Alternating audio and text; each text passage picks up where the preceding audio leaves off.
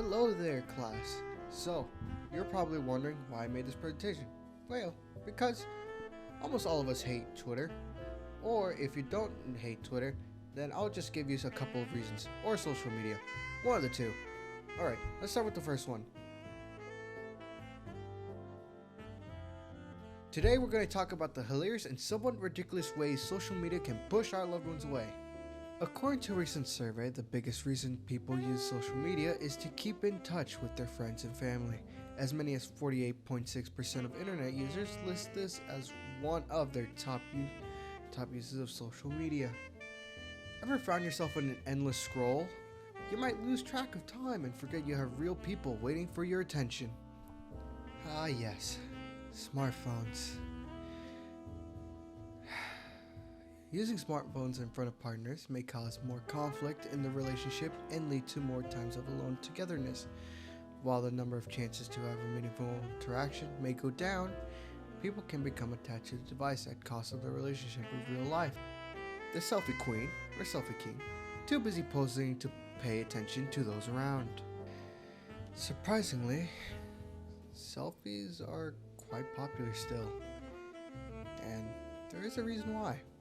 A person with low self-esteem may place importance on their looks, thinking that taking and posting selfies will help them feel better in the long run, rather than focusing on more important ways of changing their negative self-image, such as self-acceptance, self-comparison, self-respect.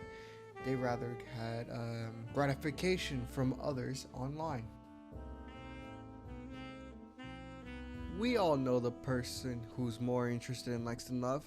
Say it with me. Content creators or influencers. Okay, but let's be real. Your brain likes to see big numbers. It's like whenever it sees like a huge increase in like likes, comments, or like, big numbers means like, oh yeah, this is good. Like in a grade, you got like 100%. Okay, you're doing great. That's amazing. It sends like a dopamine to your brain that validates you. That's basically what likes is. Instead of like getting them in real life with like people that actually know you. Why dance when you can watch dance videos on YouTube? I'd rather gaming videos, not gonna lie. Let's be honest, almost everyone in this class has taken out their phone once or twice to go check on their social media or YouTube. I know I do it a lot of times, but these platforms are designed to capture our attention and keep us engaged, making it easy to fall into a trap of mindlessly scrolling, consuming content for hours on end. I mean, it can even impact your relationship because you're so bored of talking with the other person or don't know what else to say that it becomes awkward, that you just use your phone as a safeguard to it. Oh boy, FOMO. A very common thing that happens between teens and the blockchain. If you don't know what FOMO is, it's a desire to avoid loneliness by forming interpersonal attachments. This desire is grounded in the need to belong.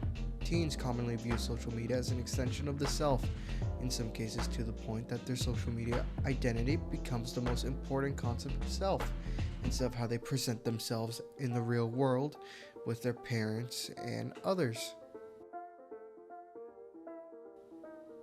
Ah yes, cyberbullying and doing a bit of trolling. The one thing people will never know. Trolling, very often used by 4chan users, Twitter, and me. Though, not as bad as the ones I'm talking about. The things I've seen from trolls.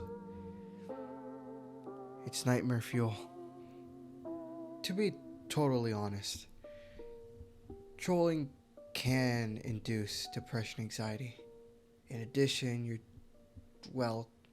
you or your loved one or whoever could experience a psychological and physical change, honestly, by how these guys treat you.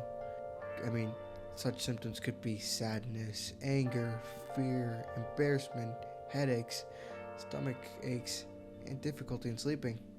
It sucks, man. I didn't have much more to add, honestly.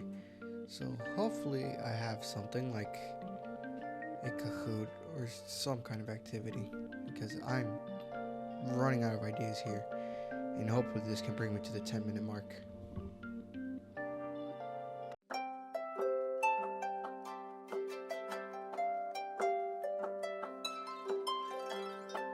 Sometimes it takes a wake-up call to realize you've been ignoring the people who matter most, like your friend, or your girlfriend, or your parents. Yeah, I'm not sure what else to say here. Okay, so to recap all this, social media is fun. I mean, I use it too, but I don't use it a lot. Sure, I go on YouTube, and YouTube is technically still a social media, but not really. That's more for videos and other things like that. But it shouldn't replace genuine human interaction. Just like how other people before me have presented of like AI replacing like human emotion and other things like that, and human touch and human relation. It's basically almost the same. God, I hope I don't get attacked by this. As much as I hated it as well on putting down my phone and like trying to pay attention in class, well, sometimes it can be a benefit. I'll admit that. Let's just try to make an effort to put down the phone and really connect, I guess. That's what I learned when doing this whole thing.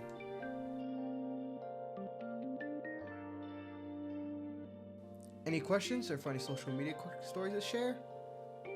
Well, you can tell that to the other me, because I don't care. I'm recording this at 9:04 p.m. I am tired, I am dying, so goodbye. Thank you for joining me today. Remember, love in real life is way better than a like on the screen. Though, you can make money off of likes on the screen.